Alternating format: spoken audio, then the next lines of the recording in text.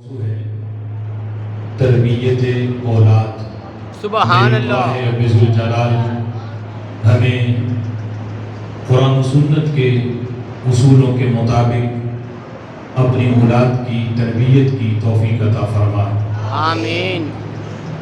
اولاد کی تربیت یہ ہمارے دین کے شعبہ جات میں سے ایک اہم شعبہ ہے۔ اگر اولاد کی تربیت قرآن و سنت کے بتائے ہوئے اصولوں کے مطابق کی جائے تو یقیناً وہ اولاد دنیا اور آخرت میں اپنے والدین کے لیے نجات کا ذریعہ بن جاتی ہے۔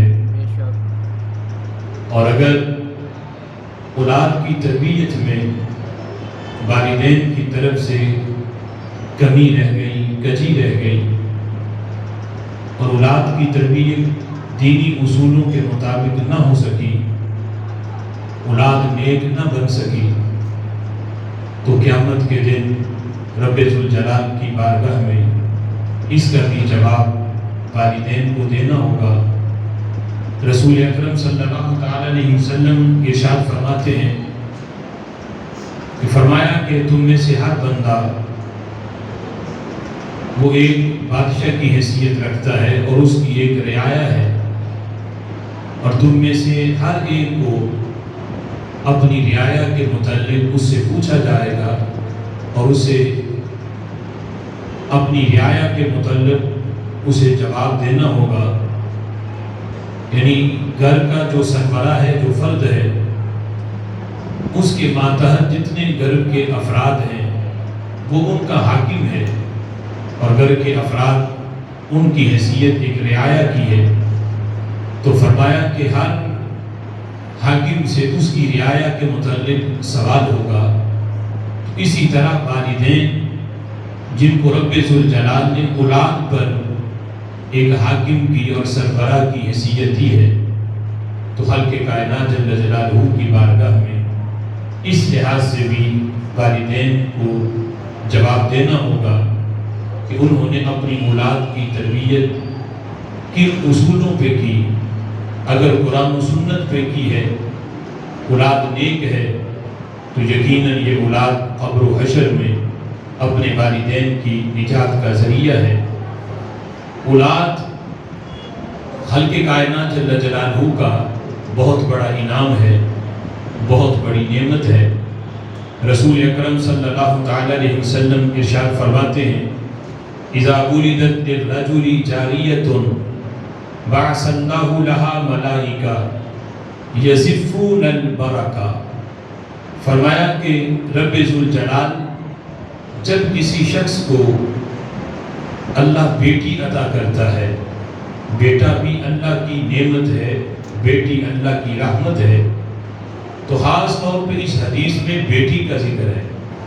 فرمایا رب ذوالجلال جب کسی کو بیٹی عطا کرتا ہے، بعث اللہ لہا ملائکہ، تو خالق کائنات جل جلالہ اس شخص کے ہاں اپنے اس بندے کے گھر میں ایک فرشتے کو بھیجتا ہے۔ بعث اللہ لہا ملائکہ، رب ذوالجلال کا وہ فرشتہ جس وقت اس آدمی کے گھر آتا ہے، یزفون البرکہ، اس کے آنے کا سبب کیا ہے، وہ کس لیے آتا ہے؟ یزفون البرکہ، وہ فرشتہ رب ذوالجلال کی طرف سے برکت کا پیغام لے کے آتا ہے کہ یہ بیٹی اسے اپنے لیے بوجھ نہ سمجھنا، بلکہ اللہ نے تیرے گھر بیٹی عطا کر کے اللہ نے تیرے گھر میں برکت کا دروازہ کھول دیا ہے۔ سبحان اللہ۔ فرشتہ رب ذوالجلال کی طرف سے یہ پیغام لاتا ہے یزفون البرکہ، بیٹی بوجھ نہیں۔ فرمایا اس کی وجہ سے رب ذوالجلال نے تیرے لیے برکت کا دروازہ کھولا، اور فرشتہ کہتا ہے القیم علیہا معان الی یوم القیامہ۔ فرمایا جو بندہ قیامت تک اس کی نگہداشت کرے گا، حالانکہ اس نے قیامت تک تو زندہ نہیں رہنا، فرمایا جو اس بچی کی نگہداشت کرے گا، اس کی پرورش کرے گا، یہاں تک کہ یہ جوان ہو، پھر اس کا اچھے طریقے سے اس کا آگے نکاح کرے گا، تو میرے آقا فرماتے ہیں وہ فرشتہ کہتا ہے علیہا معان الی یوم القیامہ، رب ذوالجلال قیامت تک اس بندے کے لیے اللہ مددگار مقرر کر دیتا ہے۔ رب ذوالجلال اس بندے کے لیے فرشتوں کی ڈیوٹی لگاتا ہے کہ تم نے ہر کام میں جو یہ بندہ نیک کام کرے رزق کمانے کے لحاظ سے تم نے اس کی مدد کرنی ہے۔ القیم علیہا معان الی یوم القیامہ، فرمایا قیامت تک اس بندے کی مدد کی جاتی ہے، اور یہ ڈیوٹی رب ذوالجلال اپنے فرشتوں کی لگاتا ہے۔ تو یہ اتنا عظیم انعام ہے رب ذوالجلال کی طرف سے۔ اور یہاں تک فرمایا بعث اللہ الیہ ملکا من السماء فقبل بین عینیہ، جب کسی کے ہاں بچے کی ولادت ہوتی ہے، اب اس حدیث میں دونوں کا ذکر ہے، بیٹا پیدا ہو یا بیٹی پیدا ہو، جس کے ہاں بچے کی ولادت ہوتی ہے، بعث اللہ الیہ ملکا من السماء، تو رب ذوالجلال آسمان سے ایک فرشتہ بھیجتا ہے، فقبل بین عینیہ، وہ فرشتہ آ کے اس بندے کے دونوں آنکھوں کے درمیان بوسہ دیتا ہے، وقال، اور کہتا ہے، یہ بوسہ اسی کو ہے کہ جو بیٹی کی ولادت پہ بھی خوشی کا اظہار کرے، سبحان یہ اللہ، نہیں کہ بیٹا پیدا ہو تو پھر مولوی صاحب اذان پڑھنے آئیں تو اس خوشی میں ہزار دیا جائے، اور بیٹی پیدا ہو تو جاتے ہوئے پوچھا ہی نہ جائے۔ یعنی یہ نہیں کہ اس انداز میں کہ بیٹی پیدا ہوئی تو اس پہ کوئی خوشی نہیں، بیٹا پیدا ہو تو ہر گھر میں محلے میں مٹھائی بانٹی جائے، اور بیٹی کی ولادت ہو تو بتایا ہی نہ جائے کہ بیٹی کی ولادت بھی ہوئی ہے یا نہیں۔ یعنی یہ اکثر گھروں کی یہ صورتحال ہے کہ بیٹی کی ولادت پہ وہ زمانہ جاہلیت والا وہ طریقہ کار کہ اس پہ باقاعدہ جو ہے وہ افسوس کیا جاتا ہے۔ میرے آقا علیہ الصلوۃ والسلام فرماتے ہیں بیٹا پیدا ہو یا بیٹی، دونوں کی ولادت پہ جو فرق نہ کرے، اللہ کی نعمت ملے پھر بھی خوشی کرے، اور اگر رحمت مل جائے پھر بھی اس کی خوشی میں فرق نہ ہو، اس کی خوشی ویسے ہی ہو۔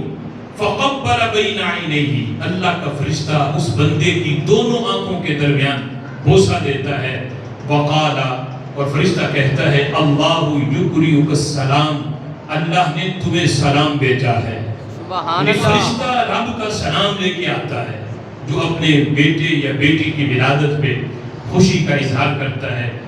حضرات محترم، اولاد کی تربیت، اس کے لیے فکر مند ہونا اور اولاد کی تربیت کے لیے جد و جہد کرنا، ان کی تربیت کرنا، یہ ہر انسان کا ایک فطرتی عمل ہے۔ ہر شخص چاہتا ہے کہ میری اولاد میرے فرما بردار ہو، اس کی اچھی تربیت ہو۔ حضرت ابراہیم علیہ السلام قرآن مجید فرقان حمید میں اپنے بیٹے کو جو نصیحت کی اس کا ذکر موجود ہے۔ حضرت یعقوب علیہ السلام نے اپنے بیٹوں کی جو تربیت کی اور جو انہیں نصیحتیں کی اس کا ذکر بھی قرآن میں موجود ہے۔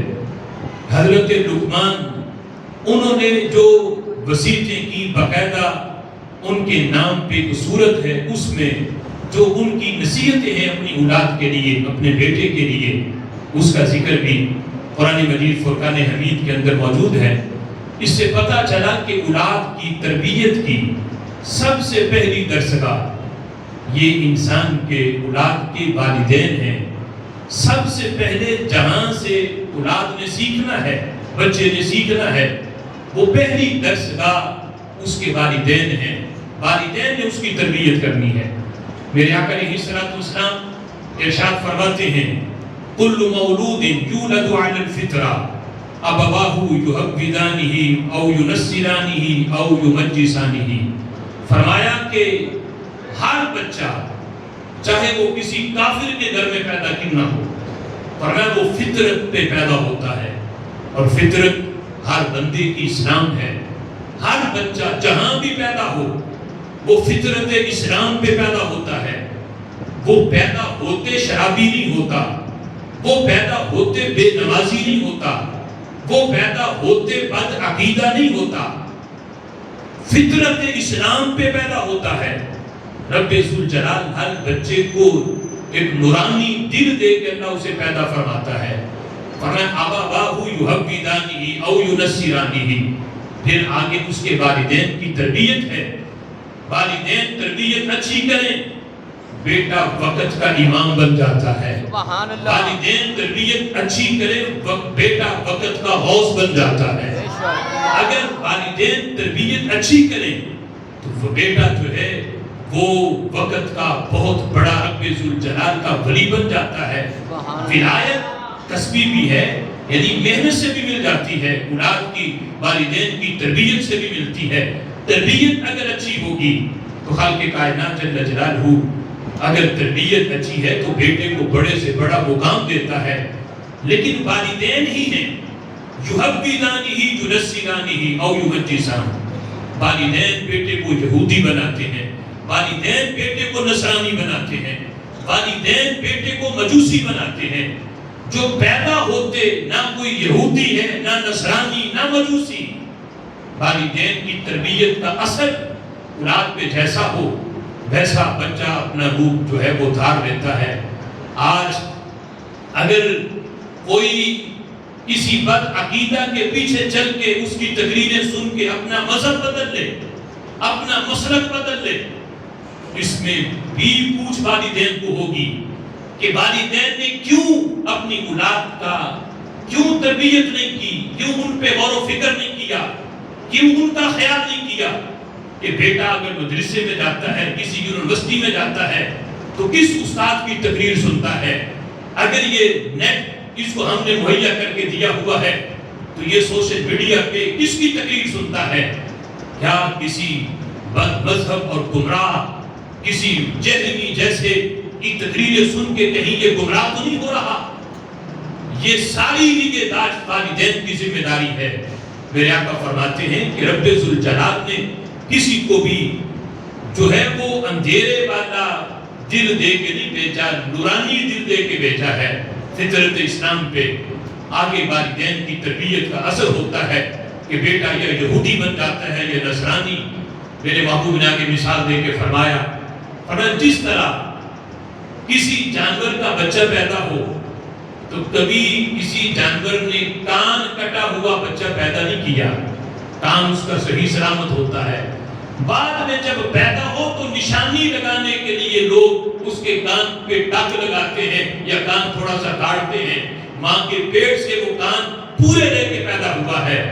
اسی طرح فرمایا جو ماں کے پیٹ سے بچہ پیدا ہو وہ کان کٹا پیدا نہیں ہوتا، وہ صحیح العقیدہ مسلک حق اہل سنت پہ پیدا ہوتا ہے. سبحان اللہ. کہ کان کٹا بعد میں بنتا ہے، یعنی وہ بد مذہب، وہ خارجی، وہ رافضی، یہ ساری صورتحال بعد میں پیدا ہوتی ہے.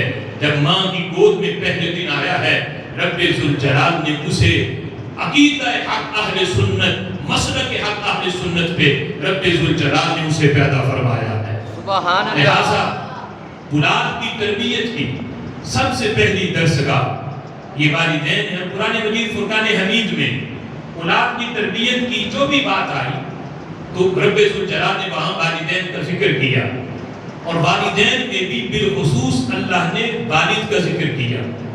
آج تو یہ کہہ دیا جاتا ہے، باپ کہتا ہے کہ اولاد کو سکھانے کی، یہ ان کی تربیت کرنے کی ذمہ داری تو ماں کی ہے، میں تو سارا دن کام کاج پہ رہتا ہوں، میں نے تو ہر وقت ان کے پاس نہیں رہنا.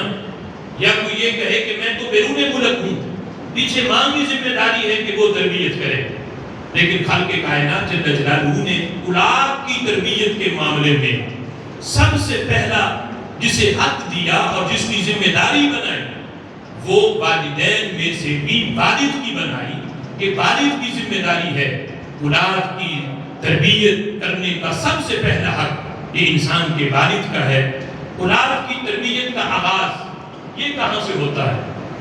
آج عام طور پہ یہ سمجھا جاتا ہے اگر بیٹا چھوٹا ہو، اگر وہ کوئی کام غلط کرے یا کوئی کام خراب کرے تو اسے کوئی اگر جھڑکی دے تو کہہ دیا جاتا ہے پاس سے کہ ابھی چھوٹا ہے، کوئی بات نہیں. اگر اس نے اگر ایسا کر دیا، اگر نماز ہی چھوڑ دے کوئی بات نہیں، ابھی چھوٹا ہے، ابھی کون سی اس پہ فرض ہوئی ہے.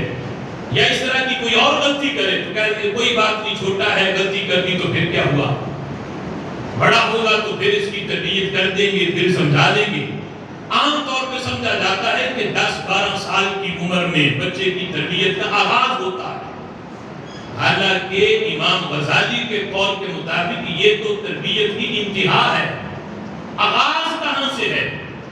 امام غزالی فرماتے ہیں بچہ ایک گیلی چھڑی کی مانند ہے۔ ہمیں گیلی چھڑی کو جس طرف کو موڑو گے مڑ جائے گی، ہمیں اس کے سوکھنے سے پہلے اسے جہاں موڑنا چاہتے ہو موڑ دو۔ جب یہ خشک ہو گئی پھر ٹوٹ تو سکتی ہے، تمہارے موڑنے سے یہ مڑ نہیں سکتی۔ جب تک گیلی ہے تب تک اسے موڑ سکتے ہو، جیسا اس کو بنانا ہے تب تک، جب تک یہ بھی چھوٹا ہے جو بنانا چاہتے ہو بنا دو۔ اسے نمازی، اسے جو ہے وہ حافظ قرآن اس طرف لانا ہے، دین کی طرف۔ تو پھر یہ نہیں کہ یہ جناب میٹرک کرے گا تو پھر اس سے دین کی بات کریں گے۔ جب چھوٹا ہے اس وقت ہی اس کے دل میں قرآن کی محبت، رسول اللہ کے فرمان کی محبت، دین کی محبت، تب اس کے دل کے اندر داخل کرو، تاکہ میٹرک کرنے کے بعد یہ باغی نہ ہو۔ وہ یہ نہ کہے کہ میں نے اس طرف نہیں آنا، مولوی بن گیا تو کھانے کو کہاں سے ملے گا۔ یعنی یہ سوچ کہیں کالج یونیورسٹی والے اس کے ذہن کے اندر یہ نہ ڈال دیں۔ ان کے ڈالنے سے پہلے تم اپنی اولاد کے سینے میں قرآن کی محبت، دین کی محبت داخل کرو۔ اور تربیت کا آغاز ہوتا کہاں سے ہے؟ تو صوفیاء نے لکھا کہ اولاد کی تربیت کا آغاز تب سے شروع ہو جاتا ہے جب ابھی بیٹا یا بیٹی دنیا میں بھی آئے نہیں ہوتے، ابھی ماں کے پیٹ میں ہوں، تب سے تربیت کا آغاز شروع ہو جاتا ہے۔ جب ماں کے شکم کے اندر 4 ماہ یعنی روح جب پھونک دی جائے اور بیٹے یا بیٹی میں جو بچہ پیدا ہونا اس میں جان پڑ جائے، 4 ماہ کے حمل کے بعد جان پڑ جاتی ہے، تو سائنسی تحقیق کے مطابق بھی بچہ ماں کے پیٹ کے اندر سب سے زیادہ جو آواز سنتا ہے وہ اپنی ماں کی سماعت کرتا ہے۔ یہ تو سائنس نے آج آ کے مانا، لیکن غوث اعظم رضی اللہ تعالیٰ نے اپنے دور میں سے ثابت فرمایا۔ سبحان اللہ۔ پیدا ہوئے مدرسے میں کہ استاد نے شروع سے پڑھایا بسم اللہ سے، آپ نے شروع کر کے سورۃ فاتحہ، پھر سورۃ بقرہ، 18 سپارے سناتے۔ سبحان اللہ۔ آگے بھی پڑھو، فرمایا نہیں، ماں 18 سپاروں کی حافظہ تھی۔ جب میں ان کی شکم اطہر میں تھا تو میری ماں 18 سپارے ہر روز پڑھا کرتی تھی، میں نے پیٹ میں رہ کے سن کے سارے یاد کر لیے۔ سبحان اللہ۔ سائنس بھی اس بات کو مانتی ہے کہ بیٹا اپنی ماں کی شکم کے اندر آواز سنتا ہے۔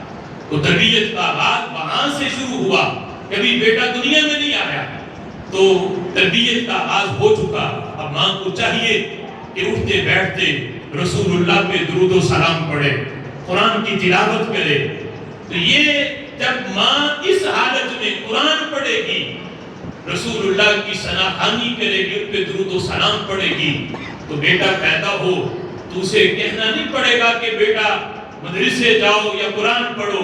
رب ذوالجلال اس کی برکت سے قرآن کی محبت پہلے ہی اس کے سینے میں داخل کر کے پیدا فرمائے گا۔ سبحان اللہ۔ کیونکہ قرآن کی سن کے قرآن کے اندر تو چاشنی اتنی ہے، لذت اتنی ہے، دل کرتا ہے کہ پڑھتا جائے بندہ سنتا جائے۔ تو بیٹا جس نے ماں کی شکم کے اندر رہ کے قرآن کی آواز سنی ہو، درود و سلام کی آواز سنی ہو، پھر پیدا ہو کے وہ درود و سلام کے ساتھ بغاوت نہیں کرے گا۔ وہ یہ نہیں کہے گا کہ اس موقع پہ نہیں پڑھا جاتا، اس موقع پہ نہیں پڑھا جاتا، اذان سے پہلے دکھاؤ یا اذان کے بعد دکھاؤ۔ جب ماں اٹھتے بیٹھتے پڑھتی ہوگی، بیٹا یہ جان جائے گا کہ درود پڑھنے کا وقت کوئی نہیں ہوتا، اذان سے پہلے پڑھو پھر بھی قبول ہے، بعد میں پڑھو پھر بھی قبول ہوتا ہے۔ نعرہ تکبیر، نعرہ رسالت، نعرہ تحقیق، نعرہ حیدری۔ تربیت کا آغاز بیٹے کی ولادت سے پہلے ہی شروع ہو گیا۔ اب جس وقت بیٹا پیدا ہوا، ابھی 2 سال سے پہلے کی عمر ہے، ابھی چونکہ شعور بیدار نہیں ہوا، ابھی وہ کوئی سمجھتا نہیں، سنتا ضرور ہے لیکن آواز سمجھتا نہیں، اس وقت بھی تربیت یہ ہے کہ جب ماں قرآن پڑھے اپنے بیٹے کو پاس لیٹا ہے، پاس لٹا کے اسے قرآن سنائے، درود و سلام پڑھے تو اپنے بیٹے کو پاس رکھے، اسے اپنی گود میں لٹا کے دودھ پلائے تو پھر بھی قرآن کی تلاوت کر رہی ہو، نبی پاک علیہ السلام پہ درود و سلام پڑھ رہی ہو۔ یہ ہے 1-2 سال کہ جب بیٹے کی عمر ہے تو اس کی تربیت اس انداز میں کی جائے، اور جب بیٹا بولنے کے قابل ہو تو پھر تربیت کیا ہے۔ بیٹا کو جب بولنے کے قابل ہوتا ہے بچہ تو وہ ٹوٹے پھوٹے جب لفظ بولتا ہے۔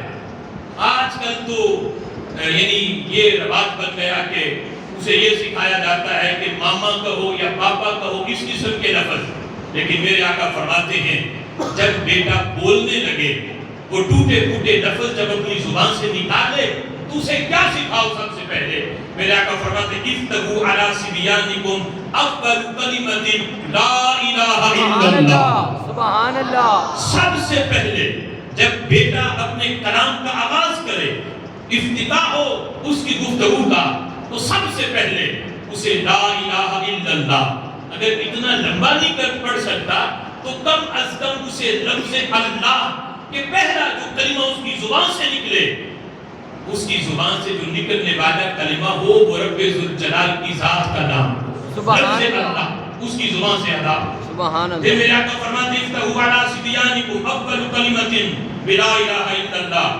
ولکنوہم عند الموت، اور فرمایا کہ جب کوئی فوت ہونے لگے، دنیا سے جا رہا ہو، اسے تلقین کرو موت کے وقت۔ تو تلقین کا مطلب یہ ہے کہ اس کے پاس کھڑے ہو کے اونچی آواز میں کلمہ پڑھو، اور تلقین بھی کرو موت کے وقت اسی کلمے کی، فَإِنَّهُ مَنْ كَانَ أَوَّلُ كَلَامِهِ لَا إِلَٰهَ إِلَّا اللَّهُ وَآخِرُ كَلَامِهِ لَا إِلَٰهَ إِلَّا اللَّهُ ثُمَّ عَاشَ أَلْفَ سَنَةٍ مَا سُئِلَ عَنْ ذَنبٍ وَاحِدٍ۔ سبحان اللہ۔ میں جو دنیا میں آیا تھا سب سے پہلا کلمہ اس کا لا الہ الا اللہ تھا، دنیا سے جاتے ہوئے اس کا کلمہ سب سے آخری کلام لا الہ الا اللہ تھا۔ درمیان میں بلا وہ 1000 سال جیا ہو، جب پہلا کلمہ بھی لا الہ الا اللہ، آخری کلمہ بھی لا الہ الا اللہ، 1000 سال کی زندگی گزار کے دنیا سے جا رہا ہے، میرے آقا فرماتے ہیں ما سئل عن ذنب واحد، قیامت کے دن اللہ اس سے کسی گناہ کے بارے میں بھی نہیں پوچھے گا، اللہ اس کلمے کی برکت سے اس کے سارے گناہ معاف فرما دے گا۔ سبحان اللہ، سبحان اللہ۔ اس لیے پہلا جو کلمے کا گفتگو کا آغاز ہے وہ بھی رب ذوالجلال کے نام سے ہو، اور دنیا سے جا رہا ہو پھر بھی اس کی زبان پہ یہی کلمہ جاری ہو۔ میرے آقا فرماتے ہیں یہ 2 کلاموں کی برکت سے اس نے سب سے پہلے بھی اللہ کا ذکر کیا، آخر میں بھی اللہ کا ذکر کیا، اللہ اس کی برکت سے سارے گناہ معاف فرما دیتا ہے۔ تو یہ بھی تربیت کا پتہ چلا کہ سب سے پہلے جب اولاد بولنے لگے، بیٹا بولنے لگے یا بیٹی بولنے لگے، تو اسے یہ کلمہ سکھائیں کہ اس کی زبان سے اللہ اور اس کے رسول کا نام نکلے۔ اس کی برکت انشاءاللہ بیٹے کو بھی ملے گی، اللہ تعالیٰ والدین کو بھی اس کی برکتیں عطا کرے گا۔ فرمایا کہ پھر جب بچے کی عمر 4-5 سال کی ہو جائے اور اتنا ہو کہ وہ یعنی سیکھنے اور سکھانے کے قابل کہ اب یہ عمر ایسی ہے، اس امام غزالی نے کہا نا کہ یہ وہ عمر ہے کہ گیری چھڑی والی، اب اس عمر میں جس طرف کو ڈالو گے ڈر جائے گا، اور تربیت اس عمر میں بیٹا کہنے سے وہ بات نہیں مانتا، کہنے سے اتنی تربیت نہیں ہوتی جتنی والدین کے کردار کو دیکھ کے ہوتی ہے۔ اب آپ اگر یہ کہو کہ بیٹا یہ کام کرنا ہے تو ہو سکتا ہے بیٹا انکار کر دے یا منع کر دے۔ اس عمر میں تربیت کیسے کرنی ہے؟ جہاں علماء نے لکھا اس عمر میں تربیت اگر کرنی ہے تو جو اپنے بیٹے کو بنانا چاہتے ہو پہلے وہ بن کے دکھاؤ۔ سبحان اللہ۔ نمازی بنانا ہے تو خود نمازی بن کے دکھاؤ، قرآن کا قاری بنانا ہے تو قرآن پڑھ کے دکھاؤ۔ بیٹے اس عمر میں بیٹا دیکھتا ہے، رات دیکھتی ہے اور اسے فالو کرتے ہیں، اگر اس عمر میں بیٹے کے سامنے باپ نماز پڑھ رہا ہو یا ماں نماز پڑھ رہی ہو تو بیٹا یا بیٹی دیکھیں گے، پوچھیں گے، سوال کریں گے یہ کیا ہے؟ کبھی کھڑے ہوتے ہیں، کبھی آپ جھکتے ہیں, کبھی زمین پہ ماتھا رکھتے ہیں. یہ کیا ہے؟ سوال پوچھیں گے. تو جب ماں یا باپ جواب دیں کہ بیٹا یہ اللہ کی عبادت ہے, یہ نماز ہے, اس کے بغیر گزارا نہیں کسی مسلمان کا, تو یہ وہ عمر ہے جب پتہ چلے نماز کے بغیر گزارا نہیں. تو بچے کے ذہن میں یہ بات ڈر پیدا ہو جائے, داخل ہو جائے گی, تو دنیا کے کام تو چھوٹ سکتے ہیں ساری زندگی, پھر اس کی نماز کبھی نہیں چھوٹے گی. سبحان اللہ. یہ عمر ہے کہ بیٹے عملی طور پہ ماں یا باپ یہ کام کر کے کریں, ان کے سامنے قرآن پڑھیں, ان کے سامنے نماز پڑھیں, تو خود بخود یہ چیز ان کے اندر پیدا ہوگی. نبی پاک علیہ الصلوۃ والسلام نے ارشاد فرمایا علموا اولادکم القرآن وحب نبیہ, فرمایا اپنی اولاد کو قرآن سکھاؤ اور اپنی اولاد کو رسول اللہ کی محبت سکھاؤ. میری محبت سکھاؤ, نبی کی محبت سکھاؤ, اور انہیں قرآن کی محبت ان کے سینے میں پیدا کرو, قرآن سکھاؤ انہیں. عموماً بچہ جب بولنے لگتا ہے تو اسی وقت اسے مدرسے میں یا مسجد میں پڑھنے کے لیے بھیجا جاتا ہے. تو یہ عمر ہے کہ جب بولنے لگے تو اسے ابھی سے قرآن پہ لگا, قرآن سکھاؤ, اور ساتھ ساتھ رسول اللہ کی محبت بھی سکھاؤ. محبت کیسے سکھانی ہے؟ فرمایا کہ محبت یوں سکھائی جائے کہ اولاد, اور یہ بھی سائنس نے بھی اس بات کے اوپر لکھا کہ اولاد جو ہے وہ سب سے زیادہ کون سا وقت ہے جب انہیں کوئی بات کہی جائے تو وہ سب سے زیادہ پک کرتے ہیں اور اس پہ عمل کرنے کی کوشش کرتے ہیں, یا ان کے ذہن کے اندر وہ بات محفوظ ہوتی ہے. تو سب سے جو اہم وقت ہے وہ ہے کہ جب بیٹا یا بیٹی رات کو سونے لگے تو ان کے پاس ماں یا باپ لیٹ کے انہیں رسول اللہ کی محبت کے قصے سنائیں, صحابہ کی محبت کے واقعات, رسول اللہ کے جو چھوٹے بچوں کے ساتھ جو شفقت اور محبت کا انداز ہے وہ انہیں سکھایا جائے. یہ وہ عمر ہے کہ جب بیٹا اسے یا بیٹی اسے سنتے ہیں اور اس پہ پھر آگے سوالات کرتے ہیں. اور یہ یعنی میرا مشاہدہ ہے کہ ابھی یہ پیچھے محرم کے ایام گزرے تو میری بیٹی 5-6 سال کی ان سے کہنے لگی کہ بابا وہ ہمیں یہ 10 محرم کو کیا ہوا تھا ہمیں سنائے پورا وہ حضرت امام حسین کا قصہ. تو میں نے وہ یعنی شارٹ جب سنانے لگا تو میں نے کہا کہ ہمارے نبی نے یعنی حضرت امام حسین رضی اللہ تعالیٰ عنہ کی شہادت کا اپنی ذاتی حیات میں حضور نے بتا دیا تھا کہ یہ شہید ہوں گے. اور بیٹی سوال کیا کرتی ہے, کہتی بابا انہیں کیسے پتا چلا کہ پہلے وہ شہید ہو جائیں گے, انہیں پتا کیسے چلا؟ یعنی اس طرح کا سوال میں نے, اب دیکھو جب یہ سوال ہوگا اور جب باپ یہ بتائے گا کہ جو رب کا نبی ہوتا ہے اللہ اسے علم غیب عطا فرماتا ہے. سبحان اللہ. ہمیں پتا نہیں چلتا کہ کل کیا ہونا ہے, لیکن رب کے نبی کی شان ہے صدیوں بعد بھی جو ہونے والا ہو اللہ کے نبی کو پتا ہوتا ہے. میں نے بتایا کہ یہ رب کے نبی ہیں اور اللہ کے نبی کی یہ شان ہے صدیوں بعد کا بھی معاملہ, بلکہ قیامت کے دن جو کچھ ہونا ہے اللہ نے ہمارے نبی کو کائنات کے ذرے ذرے کا علم عطا فرمایا. سبحان اللہ. اولاد کو اللہ کے نبی کی محبت انہیں واقعات سنائے جائیں. ایک اسکول کے اندر کلاس میں ایک استاد نے جو ہے وہ بچوں سے سوال کیا, یعنی بچے چھوٹے تھے, پوچھنے لگا کہ بیٹا تم بتاؤ بڑے ہو کے کیا بنو گے, تم بتاؤ پڑھ لکھ کے کیا بنو گے. کسی نے کہا میں ڈاکٹر بنوں گا, کسی نے کہا انجینئر بنوں گا, کسی نے کہا میں پائلٹ بنوں گا, کسی نے کچھ کہا, کسی نے فوجی بنوں گا. تو سب نے اپنے اپنے شوق بیان کیے. ایک بچہ جو سر گردن جھکا کے بیٹھا تھا اس سے پوچھا, اس نے کہا کہ میں بڑا ہو کے صحابی بنوں گا. استاد کہنے لگے کہ وہ صحابی بننے کا دروازہ تو 23 سال کے لیے کھلا تھا جب حضور نے اعلان نبوت فرمایا. تو جس نے اس وقت حالت ایمان میں رسول اللہ کو ظاہری حیات میں دیکھا وہ منصب صحابیت تو انہیں ملا. یہ دروازہ تو قیامت تک کے لیے بند ہے. اب یہ منصب تو کسی کو نہیں مل سکتا. لیکن بیٹا یہ بتاؤ تیرے دل میں صحابی بننے کا خیال کیسے آیا؟ کہاں سے خیال آیا کہ تم نے یہ کہا کہ میں اور کچھ نہیں, میں بس صحابی بنوں گا؟ تو وہ بیٹا کہنے لگا کہ بات یہ ہے کہ میری ماں ہر رات مجھے حضور کے صحابہ کی محبت کی داستانیں سناتی ہے. یہ صحابہ یوں اپنے نبی سے پیار کرتے تھے, یوں پیار کرتے تھے, یوں پیار کرتے تھے. ان کی جو ہے واقعات صحابہ کے میری ماں سناتی ہے تو میرے دل کے اندر یہ بات پختہ ہو گئی کہ جیسے کامل مومن اور جیسے کامل عشق اپنے نبی سے صحابہ کرنے والے تھے دنیا میں کوئی ایسا عشق کر ہی نہیں سکتا. تو اس لیے میں نے کہا میں کوئی اور نہیں, میں صحابی بننا چاہتا ہوں. سبحان اللہ. اگر اس قسم کے قصے اور اس قسم کے اگر واقعات سنائے جائیں, قاضی ایاز مالکی رحمۃ اللہ علیہ کی کتاب شفا وہ ہر گھر کا نصاب ہے, ہر گھر میں ہونی چاہیے, ماں اس کا مطالعہ کرے. اور الشفا میں جو حضور کے معجزات ہیں ہر دن اس کا مطالعہ کر کے اپنے لفظوں میں آسان کر کے اپنی اولاد کو سنائیں.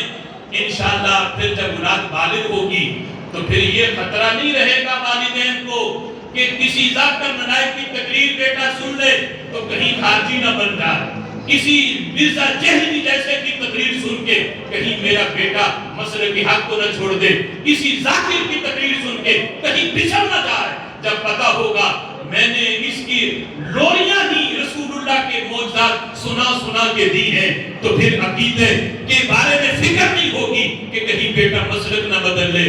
پھر اطمینان ہوگا کہ جان تو جا سکتی ہے, میرا بیٹا مسلک کے حق نہیں چھوڑ سکتا. سبحان اللہ. تو جس وقت بیٹا 7 سال کی عمر, اولاد 7 سال کی عمر کو پہنچے تو پھر حق یہ ہے والدین پہ اس انداز میں ان کی تربیت کریں کہ بلکہ یہ نماز جو سکھانے کا سلسلہ ہے یہ 7 سال سے پہلے شروع کر دی جائے کہ انہیں بتایا جائے کہ کھڑے یوں ہوتے ہیں, رکوع یوں کرتے ہیں, سجدہ یوں کرتے ہیں.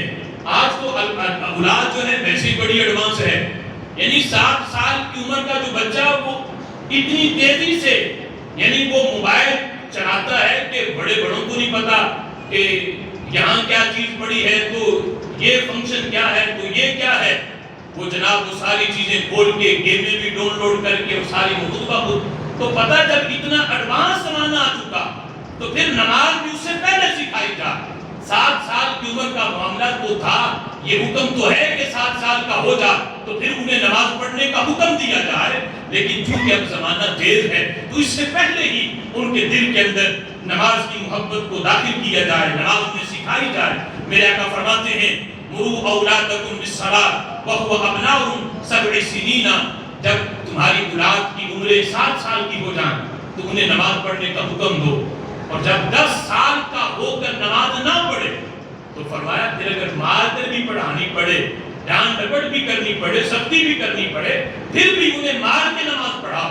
اور 7 سال کا ہو جائے تو انہیں نماز پڑھنے کا حکم دو اور نماز پڑھنے کی ترغیب دو. ترغیب کے بھی کئی انداز ہیں. ماں اس انداز میں بھی بیٹے کو ترغیب دے سکتی ہے.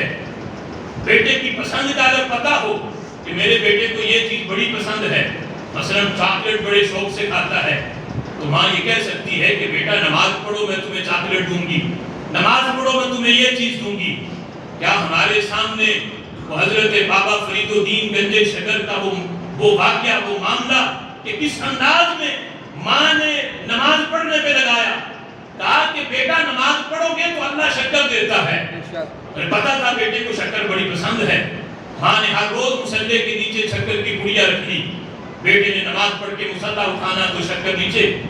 ایک دن صبح فجر کے وقت جب ماں بھول گئی شکر رکھنا, بیٹے نے نماز پڑھی, یہ بھی پتا تھا کہ میں نے تربیت کی ہوئی ہے کہ جب کوئی نماز پڑھ رہا ہو تو اس کے آگے نہیں جاتے, آگے سے گزرتے نہیں. تو اگر میں نے نماز پڑھتے ہوئے آگے گئی یا یہ کام کیا تو بیٹے کو پتا چل جائے گا, تربیت تو میں نے کی ہوئی ہے. تو ادھر حضرت بابا فرید الدین گنج شکر مصلے پہ کھڑے ہوئے, ادھر ماں نے مصلا بچھا دیا. اللہ کی بارگاہ میں رو کے عرض کرتی ہیں, اے اللہ یہ پردہ تو نے ہی رکھنا ہے, میں نے کوئی دنیاوی لالچ کے لیے بیٹے کو یہ لالچ تو نہیں دیا تھا, میں نے تیری بارگاہ میں جھکانے کے لیے ہی اسے شکر کا لالچ دیا ہوا تھا اور کہا تھا کہ نماز پڑھو تو شکر ملتی ہے. میں چاہتی تھی کہ میرا فرید تیرا عبادت گزار بن جائے, تیری بندگی کرے, نماز سے محبت کرے. تو یہ اس وجہ سے میں اسے شکر کی پڑیا مصلے کے نیچے رکھتی تھی. آج اگر اسے شکر نہ ملی تو اللہ کو پھر ہو سکتا ہے نماز کی محبت دل سے نکل جائے, وہ نماز کی طرف نہ جائے, اور میرا جو یہ پردہ ہے یہ بھی فاش ہو جائے. جس وقت حضرت بابا فرید الدین گنج شکر نے نماز پڑھ کے سلام پھیرا، مصلی اٹھایا، دیکھا پہلے صرف پڑیا ہوتی تھی، اب مصلی کے نیچے شکر کے ڈھیر لگے ہوئے ہیں۔ سبحان اللہ۔ شکر کھا کے کہتے ہیں ماں کو آواز دے کے ماں جلدی سے آؤ، پہلے جو تم رکھتی تھی اس میں وہ لذت نہیں، آج تو یہاں پہ پورا ڈھیر لگا ہوا ہے، اس کی تو لذت ہی کچھ اور ہے۔ ماں نے سینے سے لگا کے بتایا بیٹا پہلے میں رکھتی تھی، آج جو شکر پیدا کرنے والا ہے اس نے بندوبست فرمایا۔ سبحان اللہ۔ تو اس قسم کا یعنی اولاد کو نماز کی ترغیب دینے کے لیے یہ کام بھی والدین کر سکتے ہیں کہ نماز پڑھو گے تو یہ ہوگا، نماز پڑھو گے تو میں تمہیں یہ دوں گا۔ اگر اس انداز میں اولاد کو نماز کی ترغیب دیں تو ایک وقت آئے گا اولاد کے دل میں اللہ خود ہی نماز کی اتنی محبت داخل کرے گا پھر کہنے کی حاجت نہیں پڑے گی۔ پھر اگر ماں بھی کوئی کام کہے گی نا بیٹا یہ کام کر دو تو بیٹا کہے گا ماں پہلے نماز کا وقت ہے، اجازت ہو تو پہلے نماز نہ پڑھ لوں۔ یہ بیٹا خود ہی کہے گا چونکہ تربیت ماں نے کی ہے، تربیت باپ نے کی ہے اور بتایا ہے کہ دنیا کے کسی کام کا ناغہ ہوتا ہے تو ہو جائے لیکن رب کے دربار کا ناغہ نہیں ہونا چاہیے۔ اس انداز میں اگر تربیت کی جائے تو یقیناً بیٹا نمازی بنے گا۔ اسی طرح روزے کا بھی یہی حکم ہے، 7 سال کا ہو تو روزہ اسے رکھوایا جائے، کوشش کروائی جائے کہ یہ روزہ رکھے، اور 10 سال کا ہو جائے تو پھر تھوڑی سی سختی ہو، چونکہ بالغ ہونے سے پہلے نہ روزہ فرض ہے نہ نماز فرض ہے، اس لیے ان کو عادت ڈالنے کے لیے سختی کی جا سکتی ہے تاکہ بڑے ہونے کے بعد بالغ ہونے کے بعد ایک لمحہ بھی ان کا اللہ کے فرض سے ناغہ نہ ہو۔ اور یہ بھی حدیث پاک میں آتا ہے بیٹا یا بیٹی نابالغ ہونے کی حالت میں جو عمل کرے، اس لیے چونکہ ابھی فرض تو ان پہ ہے نہیں، نہ روزے فرض ہیں نہ نماز فرض ہے، لیکن نابالغی کی حالت میں وہ قرآن پڑھے، نماز پڑھے، روزہ رکھیں تو رب ذوالجلال اس کا ثواب والدین کے کھاتے میں درج فرماتا ہے۔ سبحان اللہ۔ ایک نابالغ بیٹا نماز پڑھے ثواب والدین کو ہے، وہ روزہ رکھے ثواب والدین کو ہے، وہ قرآن پڑھے ثواب والدین کو ہے، اس لیے کہ والدین نے اس کی اچھی تربیت کی ہے، اسے صرف انگلش پہ نہیں لگایا، اسے صرف قصے کہانیوں پہ نہیں لگایا، اس کے جو دینی تعلیم ہے اس کی طرف بھی توجہ کرتے ہوئے اس کی تربیت اچھے انداز میں کی ہے۔ اس لیے رب ذوالجلال ان کے عمل کا ثواب والدین کو بھی عطا فرماتا ہے۔ اولاد کی تربیت میں یہ چیز بھی شامل ہے کہ والدین ان کو حقوق اللہ کے ساتھ ساتھ حقوق العباد بھی سکھائیں، انہیں بتائیں کہ بیٹا استاد کے یہ حقوق ہیں، باپ اپنے اولاد کو علیحدگی میں ماں کے حقوق بتائے کہ بیٹا یہ تمہاری ماں ہے، اس کی یوں خدمت کرنی ہے، اس کا کہا ماننا ہے، اس کا جو ہے وہ ان کے سامنے اونچی آواز میں بات نہیں کرنی۔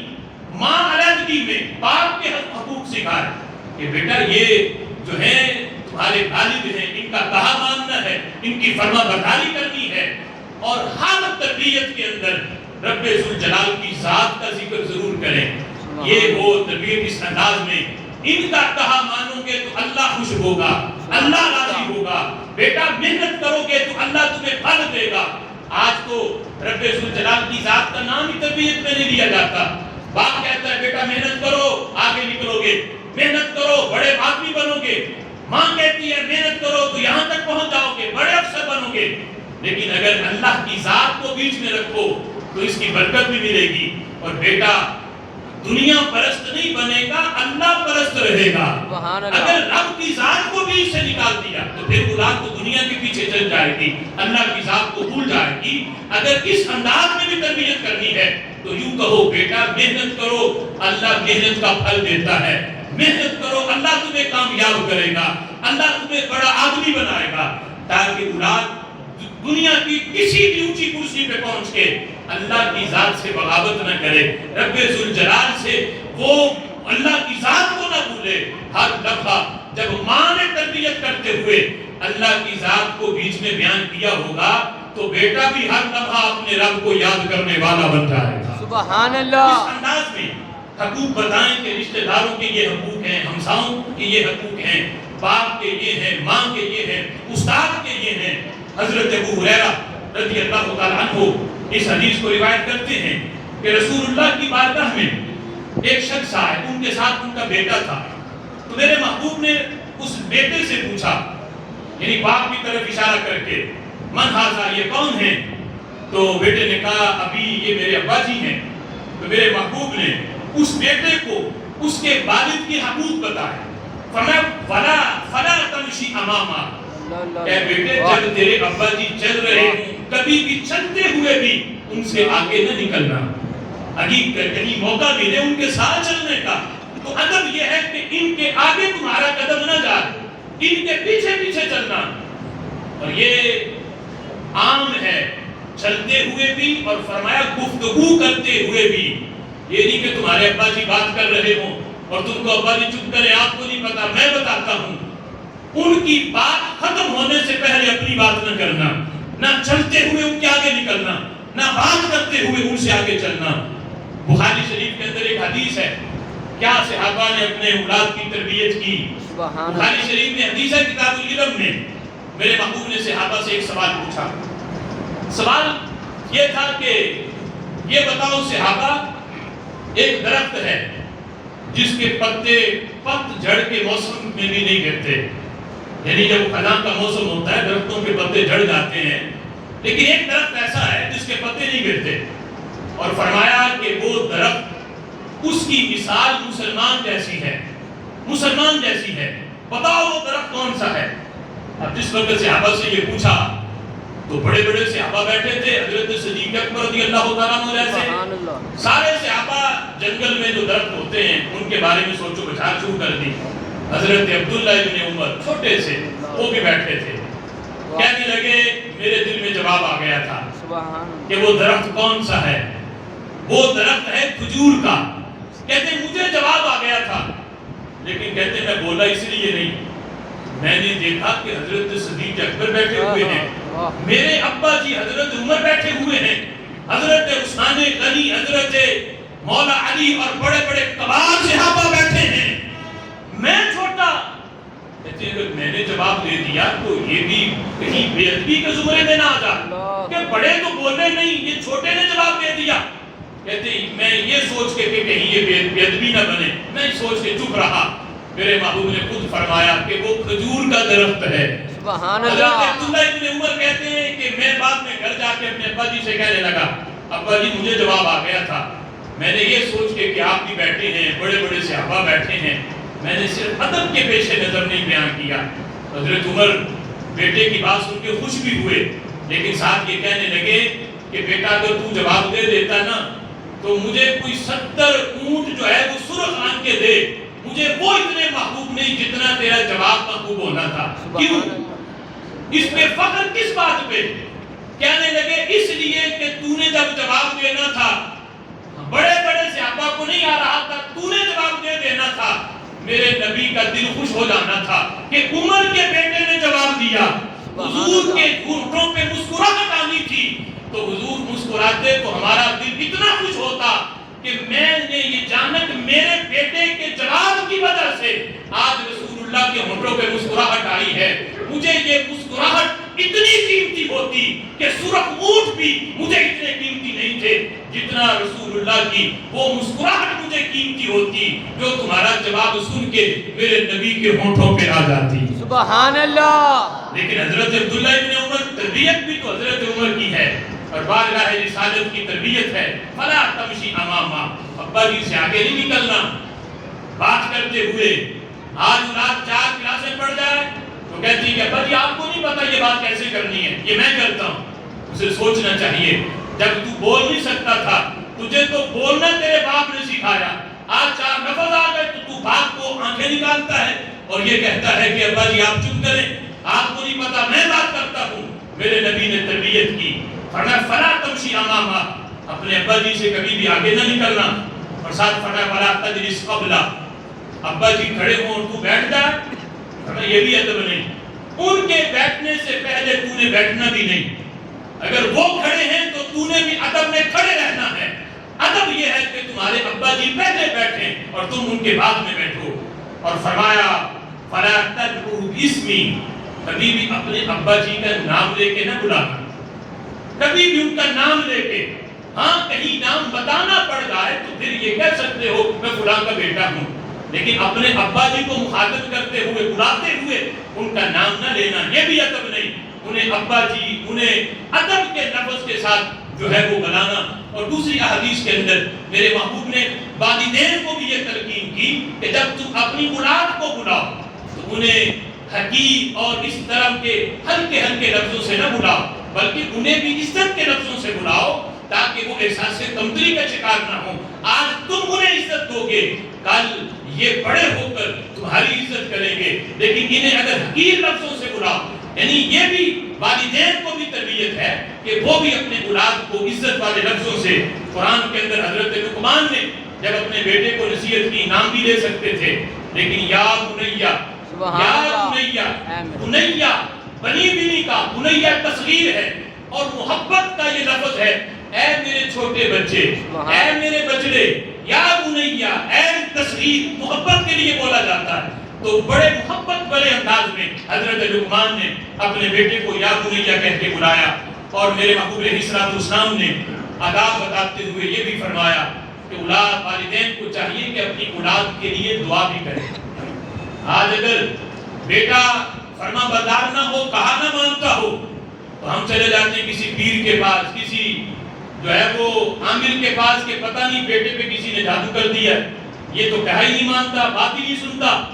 تو کیا کبھی خود اپنے بیٹے کے لیے جو والدین اپنی اولاد کے سب سے بڑے مرشد ہیں، سب سے زیادہ فیض اولاد کو جہاں سے ملتا ہے وہ انسان کے والدین ہیں، اور سب سے زیادہ اولاد کو جن کی دعا لگتی ہے وہ پیر کی بھی اتنی نہیں لگتی جتنی ماں کی تہجد کے وقت مانگی ہوئی دعا اولاد کو لگتی ہے۔ سبحان اللہ۔ تو کسی عامل کے پاس، کسی طبیب والے کے پاس جانے سے پہلے کیا کبھی تہجد کے وقت اٹھ کے رو رو کے اللہ کی بارگاہ میں اپنی اولاد کے لیے دعا مانگی کہ اللہ میرا بیٹا میرا فرما بردار ہو، یہ میرا ادب کرے، یہ نیک بن جا؟